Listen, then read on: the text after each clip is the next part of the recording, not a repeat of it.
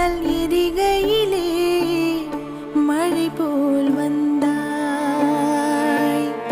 இந்த திசையிலும் இருட்டுக்குள் நான் வெளிச்சம் தந்தாய்.